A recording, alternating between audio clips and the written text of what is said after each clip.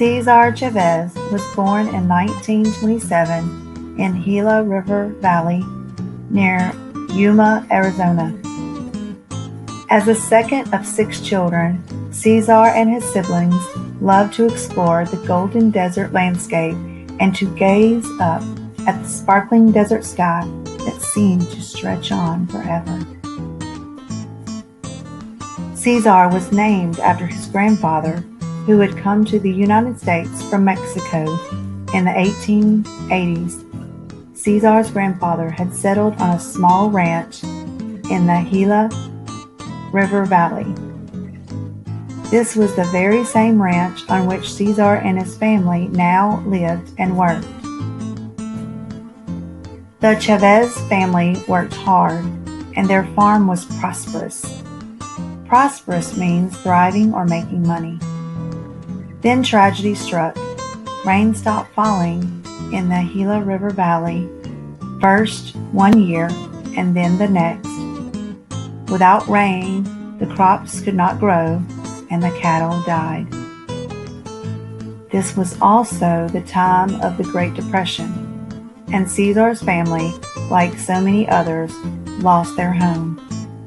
There was nothing else to do but to sell the ranch. And so, when he was 10 years old, Cesar and his family moved to California to become migrant workers, people who traveled from farm to farm picking fruits and vegetables during harvest time. A migrant worker is a person who travels from one area to another, often in search of work, such as harvesting crops. Like most migrant workers, Cesar and his family were poor and were often treated unfairly by the people who hired them. They were paid very little money for the work that they did, and that work was very difficult. Cesar and his family had to live in many different migrant worker camps. The camps were overcrowded, and many families had to share one bathroom. The Chavez family missed their ranch. They dreamed of going back to Arizona one day and buying back their home. However, migrant workers earned just a few cents a day for the back-breaking work that they did. There was no chance of ever being able to save money. Cesar's family was considered to be Hispanic because they were originally from the Spanish-speaking country of Mexico. Hispanic or Latino people, just like African Americans, faced discrimination and segregation. What do the terms discrimination and segregation mean? Do you remember? However, Cesar's family celebrated their American heritage and spoke Spanish, the language of their ancestral home. The word heritage means the culture, traditions, and items that are handed down from generation to generation. Although it wasn't easy, Cesar did go to school in various places in California. In fact, he went to more than 30 different schools. He later said that he was lucky to have graduated from middle school because his family moved around so much. Later in his life, Cesar told a story about an incident that happened to him at school. One day, Cesar accidentally spoke Spanish instead of English in his classroom. His teacher was not happy with him, and Cesar thought he had done something wrong. Cesar felt like he had been treated unfairly, and it made him sad. It was not possible for Cesar to go to high school. He was needed to work in the fields. However, during World War II, Cesar wanted to serve his country. He joined the Navy, and his family was proud of him. What does it mean to be proud of someone or something? After 2 years in the U.S. Navy, Cesar returned to his life as a migrant farmer. Soon after his return, Cesar met and fell in love with Helen. The couple married and moved to San Jose, California. Cesar was one of the many Latino people who worked as a migrant worker, moving from farm to farm, harvesting fruits and vegetables. The work was so hard and the hours were so long that many workers found that their health suffered. Why do you think the workers suffered from bad health? They worked 7 days a week, often 14 hours a day, for very little pay. If they were injured or become sick, they found it difficult to pay medical bills. These migrant workers were only employed during harvest time. And of course, the migrant workers did not earn money when bad weather prevented them from working while waiting for crops to ripen or when they traveled from job to job. Cesar believed that something had to change. He believed that these migrant workers deserved to be treated more fairly. He set out to change the treatment of farm workers and especially migrant workers in California. One day, Cesar met an organizer for a social service group known as the Community Service Organization, also known as the CSO. An organizer is someone who brings people and ideas together to accomplish a certain goal. This organization also wanted to improve the lives of Latino people. Cesar volunteered to be a CSO community organizer. He went from farm to farm, helping some farm workers with their day-to-day problems and instructing others on how to become U.S. citizens. Instructing is teaching or guiding someone to do something. He encouraged all farm workers to register to vote. And he helped to register thousands of new voters. The word register here means to sign up to vote. Immediately, some of the farm owners thought that Cesar was a troublemaker. Cesar was shy. He did not like speaking in front of large groups of people, but he knew that his work was important. He became the leader of a new CSO group in California. In addition to speaking Spanish, Cesar spoke very good English. As a result, he was able to communicate with both the farm owners, most of whom spoke English, and the farm workers, most of whom spoke Spanish.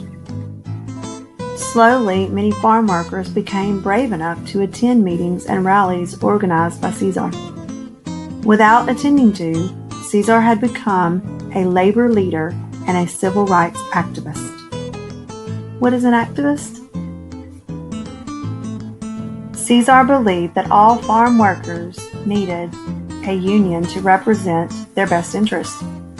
A union is a large, organized group of workers who join together and elect leaders to speak for them. The union leaders try to make sure the members' needs are being met. Cesar knew that a union would have the power to increase wages or pay and provide health care for farm workers. You learned the term health care when you heard about Mary Bethune. What does the term health care mean? And so he and his friend decided to set up a union called the National Farm Workers Association. Cesar said, "You are never strong enough that you don't need help." And the union was intended to provide that help. Within 2 years, they had 1,000 members. Cesar thought Dr. Martin Luther King Jr. had the right idea about protesting in a nonviolent way. He decided to do the same thing. Cesar led marches, fasts, and boycotts, but never violent protests. A fast is when a person does not eat for a period of time. What is a boycott? Do you remember? One of the most important farm worker strikes Cesar led was against the grape growers in California. Strikes are stoppages of work that continue until an employer and the workers agree on things such as more wages, better working conditions, etc. At this time, Cesar said, "The fight is never about grapes or lettuce. It is always about the people." The strike began in Delano, California, where grape growers had decided to cut the little pay the farm workers received, so the workers were earning even less money. Cesar responded by organizing not only a strike, but a protest march too. Thousands of farm workers set out for the state capital of Sacramento. They walked for hours each day in the hot sunshine. More and more workers left the vineyards and joined in the march. People across the nation noticed what was happening. Many people refused to buy California grapes in sympathy for the plight of the workers. A plight is a very bad situation. While farm workers were marching, they weren't harvesting the valuable grapes. The farm owners watched in horror as their precious crops withered and dried on the vine. They discovered that without their workers, they would lose money. The farm owners recognized Cesar's union and agreed to discuss higher wages and health care for the farm workers. The Farm Workers' March to Sacramento became the longest protest march in American history.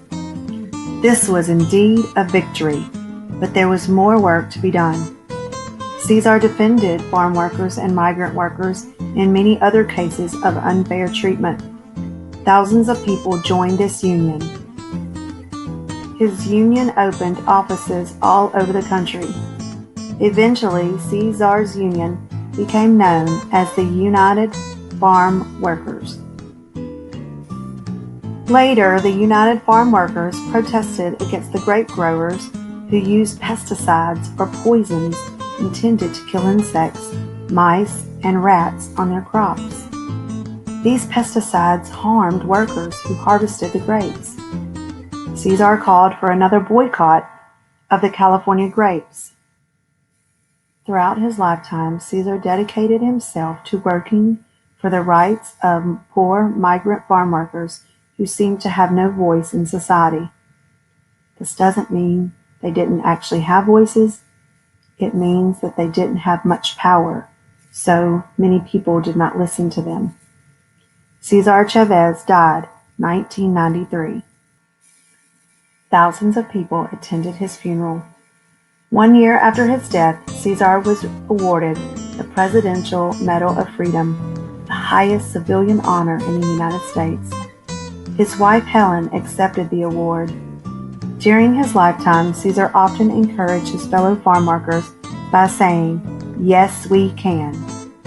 And he certainly did.